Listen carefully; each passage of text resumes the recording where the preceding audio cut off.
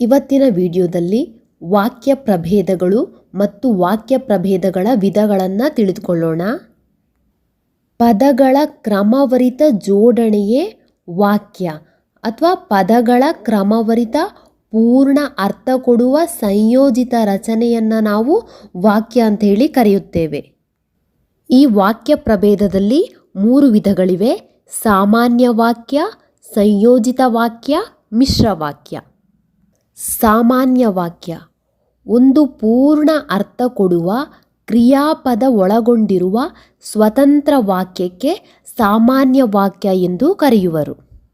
ಒಂದು ವಾಕ್ಯವು ಪೂರ್ಣವಾದ ಅರ್ಥವನ್ನು ಕೊಡಬೇಕು ಮತ್ತು ಅದು ಕ್ರಿಯಾಪದವನ್ನು ಒಳಗೊಂಡಿರುವಂತಹ ಸ್ವತಂತ್ರ ವಾಕ್ಯ ಆಗಿದ್ದರೆ ಅಂತಹ ವಾಕ್ಯವನ್ನು ನಾವು ಸಾಮಾನ್ಯ ವಾಕ್ಯ ಎಂದು ಕರೆಯುತ್ತೇವೆ.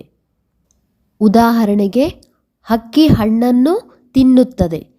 ಈ ವಾಕ್ಯವು ಒಂದು ಪೂರ್ಣ ಅರ್ಥವನ್ನು ಕೊಡುತ್ತದೆ ಮತ್ತು ತಿನ್ನುತ್ತದೆ ಎಂಬ ಕ್ರಿಯಾಪದವನ್ನು ಒಳಗೊಂಡಿದೆ. ಇಂತಹ ಸ್ವತಂತ್ರ ವಾಕ್ಯಕ್ಕೆ ಸಾಮಾನ್ಯ ವಾಕ್ಯ ಎಂದು ಕರೆಯುವರು. ಹಾಗೆ ಇನ್ನೂ ಕೆಲವು ಉದಾಹರಣೆಗಳನ್ನು ನೋಡೋದಾದರೆ, ಮಕ್ಕಳು ಹಾಲನ್ನು ಕುಡಿಯುತ್ತಾರೆ, ನಾನು ಶಾಲೆಗೆ ಹೋಗುವೆನು, ಕೋತಿಯು ಮರವನ್ನೇರಿತು, ವಿದ್ಯಾರ್ಥಿಗಳು ರಾಷ್ಟ್ರಗೀತೆ ಹಾಡಿದರು, ಕೌರವರು ಪಾಂಡವರ ಮೇಲಿನ ದ್ವೇಷದಿಂದ ವಂಶವನ್ನೇ ಹಾಳು ಮಾಡಿದರು, ಶಿವಮ್ಮ ಗಂಡು ಮಗುವಿಗೆ ಜನ್ಮ ನೀಡಿದಳು, ಕೋಗಿಲೆ ಇಂಪಾಗಿ ಹಾಡುತ್ತದೆ. ಈ ಎಲ್ಲ ವಾಕ್ಯಗಳು ಪೂರ್ಣ ಅರ್ಥವನ್ನು ಕೊಡುವಂತಹ ಕ್ರಿಯಾಪದವನ್ನು ಒಳಗೊಂಡಿದೆ. ಇಂತಹ ಸ್ವತಂತ್ರ ವಾಕ್ಯಕ್ಕೆ ಸಾಮಾನ್ಯ ವಾಕ್ಯ ಎಂದು ಕರೆಯಲಾಗುತ್ತದೆ. ಸಂಯೋಜಿತ ವಾಕ್ಯ 2 ಅಥವಾ ಅನೇಕ ಸ್ವತಂತ್ರ ವಾಕ್ಯಗಳು ಒಟ್ಟಾಗಿ ಸೇರಿ ಪೂರ್ಣ ಅರ್ಥ ನೀಡಿದರೆ ಅದನ್ನು ಸಂಯೋಜಿತ ವಾಕ್ಯ ಅಥವಾ ಸಂಯುಕ್ತ ವಾಕ್ಯ ಎಂದು ಕರೆಯುತ್ತೇವೆ.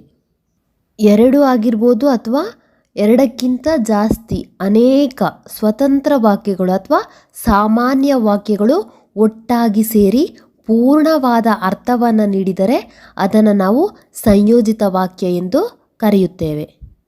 ಉದಾಹರಣೆಗೆ, ಮಕ್ಕಳು ಹಾಲನ್ನು ಕುಡಿಯುತ್ತಾರೆ, ಆದರೆ ಅವರಿಗೆ ಕೊಡಲು ಸಾಕಷ್ಟು ಹಾಲಿಲ್ಲ. ಈ ಉದಾಹರಣೆಯಲ್ಲಿ ಮಕ್ಕಳು ಹಾಲನ್ನು ಕುಡಿಯುತ್ತಾರೆ ಅಂತ ಹೇಳುವಂಥದ್ದು ಸಾಮಾನ್ಯ ವಾಕ್ಯ ಅಥವಾ ಸ್ವತಂತ್ರ ವಾಕ್ಯಕ್ಕೆ ಉದಾಹರಣೆ. ಆದರೆ ಅವರಿಗೆ ಕೊಡಲು ಸಾಕಷ್ಟು ಹಾಲಿಲ್ಲ ಅಂತ ಹೇಳುವಂಥದ್ದು ಕೂಡ ಸಾಮಾನ್ಯ ಅಥವಾ ಸ್ವತಂತ್ರ ವಾಕ್ಯಕ್ಕೆ ಉದಾಹರಣೆ. ಇಂತಹ ಸಾಮಾನ್ಯ ಅಥವಾ ಸ್ವತಂತ್ರ ವಾಕ್ಯಗಳು 2 ಅಥವಾ ಅನೇಕ ವಾಕ್ಯಗಳು ಒಟ್ಟಾಗಿ ಸೇರಿ ಪೂರ್ಣ ಅರ್ಥವನ್ನು ನೀಡಿದರೆ ಅದನ್ನು ಸಂಯೋಜಿತ ವಾಕ್ಯ ಎಂದು ಕರೆಯುತ್ತೇವೆ. ಹಾಗೆಯೇ ಮಕ್ಕಳು ಶಾಲೆಗೆ ಹೋದರು, ಆದರೆ ಪಾಠವನ್ನು ಕೇಳಲಿಲ್ಲ, ಆದರೆ ತರಕಾರಿಯನ್ನು ಕೊಳ್ಳಲಿಲ್ಲ.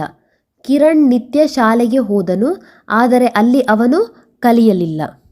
ಈ ರೀತಿಯಾಗಿ 2 ಅಥವಾ ಅನೇಕ ಸಾಮಾನ್ಯ ವಾಕ್ಯಗಳು ಅಥವಾ ಸ್ವತಂತ್ರ ವಾಕ್ಯಗಳು ಒಟ್ಟಾಗಿ ಸೇರಿ ಪೂರ್ಣವಾದ ಅರ್ಥವನ್ನು ನೀಡಿದರೆ ಅದನ್ನು ಸಂಯೋಜಿತ ವಾಕ್ಯ ಎಂದು ಕರೆಯುತ್ತೇವೆ. ಸಂಯೋಜಿತ ವಾಕ್ಯ ಹೆಸರೇ ಹೇಳುವಂತೆ 2 ಅಥವಾ ಅನೇಕ ಸ್ವತಂತ್ರ ವಾಕ್ಯಗಳನ್ನು ಒಟ್ಟಾಗಿ ಸೇರಿಸುವುದು ಅಥವಾ ಸಂಯೋಜನೆಗೊಳಿಸುವುದು. ಹೀಗೆ ಸಂಯೋಜನೆಗೊಳಿಸಿದಾಗ ಆ ವಾಕ್ಯಗಳು ಪೂರ್ಣವಾದ ಅರ್ಥವನ್ನು ನೀಡಿದರೆ ಅದನ್ನು ಸಂಯೋಜಿತ ವಾಕ್ಯ ಎಂದು ಕರೆಯುತ್ತೇವೆ.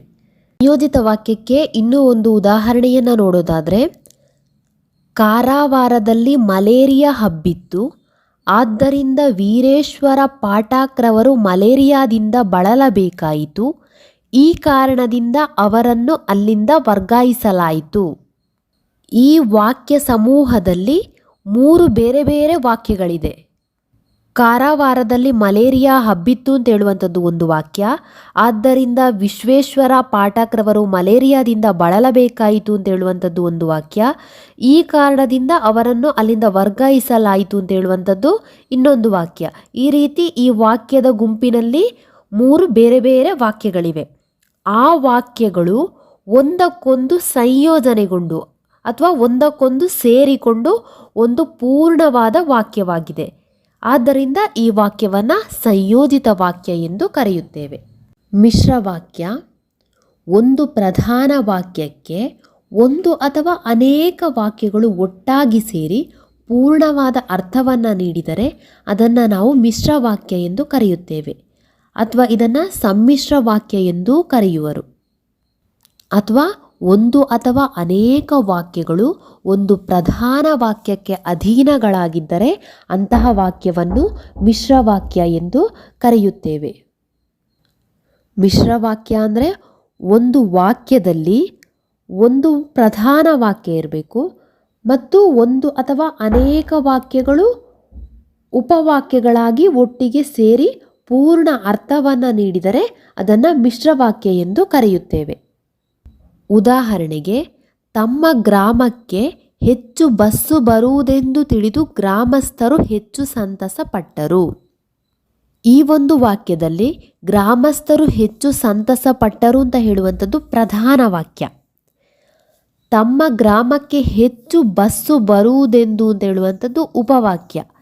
ಈ ಒಂದು ಉಪವಾಕ್ಯವು ಗ್ರಾಮಸ್ಥರು ಹೆಚ್ಚು ಸಂತಸಪಟ್ಟರು ಅಂತ ಹೇಳುವಂತಹ ಪ್ರಧಾನ ವಾಕ್ಯಕ್ಕೆ ಸೇರಿ ಮಿಶ್ರವಾಕ್ಯವಾಗಿದೆ.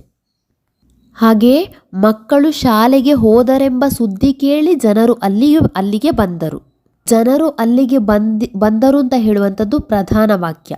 ಮಕ್ಕಳು ಶಾಲೆಗೆ ಹೋದರೆಂಬ ಸುದ್ದಿ ಕೇಳಿ ಅಂತ ಹೇಳುವಂಥದ್ದು ಉಪವಾಕ್ಯ. ಹಾಗೆಯೇ ಏನಾದರೂ ಮಾಡಿ ಭಾರತದಲ್ಲಿ ಮೋಟಾರು ಕಾರ್ಖಾನೆಯನ್ನು ಸ್ಥಾಪಿಸಲು ವಿಶ್ವೇಶ್ವರಯ್ಯನವರು ನಿರ್ಧರಿಸಿದರಾದರೂ ಅವರ ನಿರ್ಧಾರಕ್ಕೆ ಬ್ರಿಟಿಷ್ ಸರ್ಕಾರದ ಅಪ್ಪಣೆ ದೊರೆಯಲಿಲ್ಲವೆಂಬ ವಿಷಯ ತಿಳಿದಾಗ ಅವರು ಬಹುವಾಗಿ ಮರುಗಿದರು.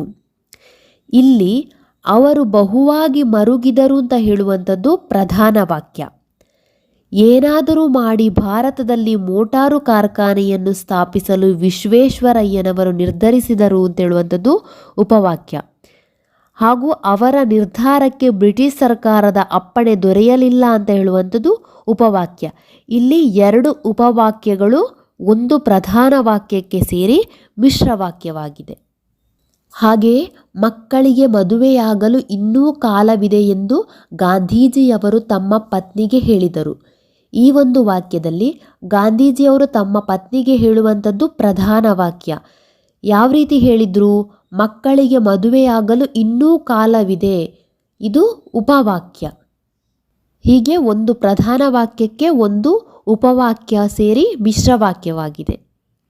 ಹಾಗೆಯೇ ತನಗೂ ಸಾರಥ್ಯಕ್ಕೂ ಸಂಬಂಧವಿಲ್ಲವೆಂದು ಅರ್ಜುನನು ಉತ್ತರನಿಗೆ ತಿಳಿಸಿದನು. ಇಲ್ಲಿ ಅರ್ಜುನನು ಉತ್ತರನಿಗೆ ತಿಳಿಸುವುದು ಪ್ರಧಾನ ವಾಕ್ಯ.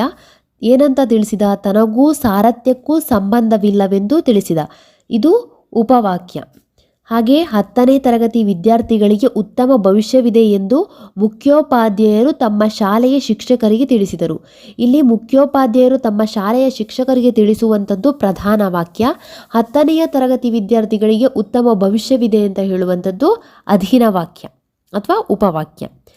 ಕೌರವನು ಪಾಂಡವರನ್ನು ದ್ವೇಷಿಸಿ ವಂಶವನ್ನೇ ಹಾಳು ಮಾಡಿದನು. ವಂಶವನ್ನೇ ಹಾಳು ಮಾಡುವಂಥದ್ದು ಪ್ರಧಾನ ವಾಕ್ಯ. ಕೌರವನು ಪಾಂಡವರನ್ನು ದ್ವೇಷಿಸಿ ಅಂತ ಹೇಳುವಂಥದ್ದು ಉಪವಾಕ್ಯ. ಹಾಗೆ ಸವಿತಾ ನಿತ್ಯ ಶಾಲೆಗೆ ಹೋಗಿ ಅಲ್ಲಿ ಅವಳು ಕಲಿಯಲಿಲ್ಲ. ಅಲ್ಲಿ ಅವಳು ಕಲಿಯಲಿಲ್ಲ ಅಂತ ಹೇಳುವಂಥದ್ದು ಪ್ರಧಾನ ವಾಕ್ಯ. ಸವಿತಾ ನಿತ್ಯ ಶಾಲೆಗೆ ಹೋಗಿ ಅಂತ ಹೇಳುವಂಥದ್ದು ಉಪವಾಕ್ಯ. ಹಾಗೆ ನಾನು ಪೇಟೆಗೆ ಹೋಗಿ ತರಕಾರಿಯನ್ನು ಕೊಳ್ಳಲಿಲ್ಲ. ತರಕಾರಿಯನ್ನು ಕೊಳ್ಳಲಿಲ್ಲ ಪ್ರಧಾನ ವಾಕ್ಯ. ಅದಕ್ಕೆ ನಾನು ಪೇಟೆಗೆ ಹೋದನು ಅಂತ ಹೇಳುವಂಥದ್ದು ಅಧೀನ ವಾಕ್ಯ ಅಥವಾ ಉಪವಾಕ್ಯ. ಈ ರೀತಿಯಾಗಿ ಎರಡು ಅಥವಾ ಅನೇಕ ಉಪವಾಕ್ಯಗಳು ಒಂದು ಪ್ರಧಾನ ವಾಕ್ಯಕ್ಕೆ ಅಧೀನಗಳಾಗಿದ್ದರೆ ಅಂತಹ ವಾಕ್ಯವನ್ನು ನಾವು ಮಿಶ್ರವಾಕ್ಯ ಎಂದು ಕರೆಯುತ್ತೇವೆ. ಟೆಟ್ ಎಕ್ಸಾಮ್ಗೆ ಈ ವಾಕ್ಯ ಪ್ರಭೇದಗಳಿಂದ ಕ್ವಶನ್ಸ್ ಕೇಳ್ತಾರೆ. 2022 ಪೇಪರ್ 1ನಲ್ಲಿ ಒಂದು ಅಥವಾ ಅನೇಕ ವಾಕ್ಯಗಳು ಒಂದು ಪ್ರಧಾನ ವಾಕ್ಯಕ್ಕೆ ಅಧೀನವಾಗಿದ್ದರೆ ಅಂತಹ ವಾಕ್ಯವನ್ನು ಆಪ್ಷನ್ 1 ಸಂಯೋಜಿತ ವಾಕ್ಯ, ಆಪ್ಷನ್ 2 ಸಾಮಾನ್ಯ ವಾಕ್ಯ, ಆಪ್ಷನ್ 3 ಪ್ರಶ್ನಾರ್ಥಕ ವಾಕ್ಯ, ಆಪ್ಷನ್ 4 ಮಿಶ್ರವಾಕ್ಯ. ಒಂದು ಅಥವಾ ಅನೇಕ ವಾಕ್ಯಗಳು ಒಂದು ಪ್ರಧಾನ ವಾಕ್ಯಕ್ಕೆ ಅಧೀನವಾಗಿದ್ದರೆ ಅದನ್ನು ಮಿಶ್ರವಾಕ್ಯ ಎಂದು ಕರೆಯಲಾಗುತ್ತದೆ. ಉತ್ತರ ಆಪ್ಷನ್ 4 ಮಿಶ್ರವಾಕ್ಯ. ಕಾನ್ಸೆಪ್ಟ್ ಕ್ಲಿಯರ್ ಆಗಿದ್ದರೆ ಪ್ಲೀಸ್ ಲೈಕ್ ಮಾಡಿ, ಸಬ್ಸ್ಕ್ರೈಬ್ ಮಾಡಿ, ಶೇರ್ ಮಾಡಿ. Thank you.